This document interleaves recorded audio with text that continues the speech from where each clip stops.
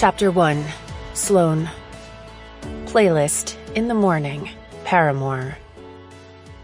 Do you want me to meet you at the cemetery, Sloan? Kristen was worried about me. I shook my head at my car's center console, where my phone sat on speaker. I'm fine. I'm going to the farmer's market afterward, I said, hoping that would placate her. My car idled at the red light next to a sidewalk lined with worn-out businesses and thirsty, drought-resistant oaks that looked like the lack of rain had finally broken their spirit. I baked in the blazing sun. My open sunroof had broken over Easter weekend a few weeks ago, and I'd never fixed it, part of my time-honored tradition of not repairing things in my crappy car. The farmer's market? Are you going to cook? Kristen's voice lit up with hope.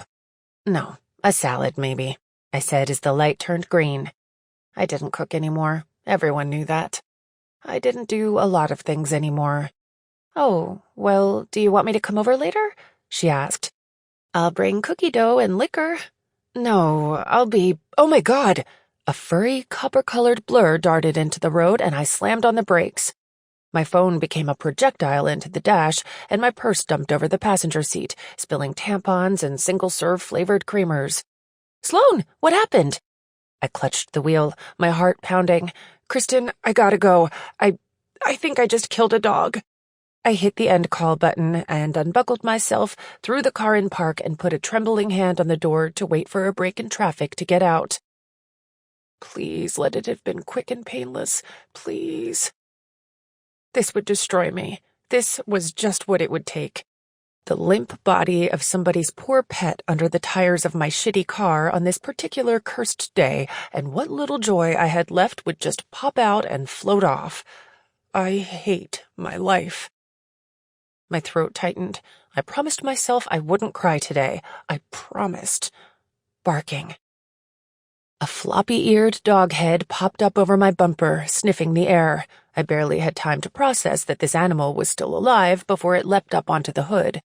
He yapped at me through the glass and then grabbed my windshield wiper and started tugging on it. What the— I tilted my head, actually laughing a little. The muscles involved felt weak from disuse, and for a heartbeat, just a flicker of a moment, I forgot what today was. I forgot I was on my way to visit a grave. My cell phone pinged with a quick succession of texts, probably Kristen losing her shit. This was why I never got up this early. Nothing but mayhem. Was this what went on in Canoga Park at 9 a.m. on a Friday? Dogs running all willy-nilly in the streets? A horn blared and a middle finger shot up from a passing convertible. My car sat parked in the road with a dog on the hood. I leapt into action to stage a mid-street rescue. I didn't want him to bolt and get hit in the road. I waited again for a pause in the cars while the dog crouched on his haunches and barked at me through the glass. I was shaking my head at him when he backed up, gave me one more smiling head cock, scaled my windshield, and dove through my sunroof. He landed on top of me in a wallop of flying fur and legs. The air was pushed from my lungs in an oomph as a foot slid right down my tank top into my cleavage, sticking the landing and scratching me from collarbone to belly button. Then he was on me, paws on my shoulders, licking my face and whining like we'd grown up together and I'd just gotten home from college. I screamed like I was being eaten alive. I wrestled him off me into the passenger seat, gasping and disheveled, dog drool on my face, and when my cell phone rang, I grabbed for it reflexively. Sloan, are you okay? Kristen asked before I even got the phone to my ear. A dog just jumped through my sunroof. What? Yeah. I wiped my cheek with the bottom of my tank top.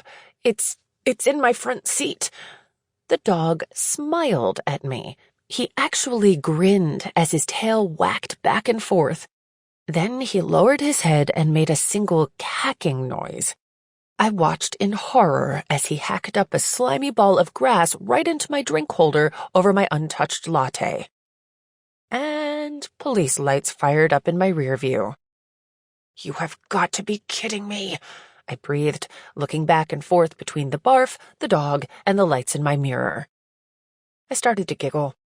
It was my stress response. That and a twitching eyelid, both of which made me look insane. This cop was in for a show.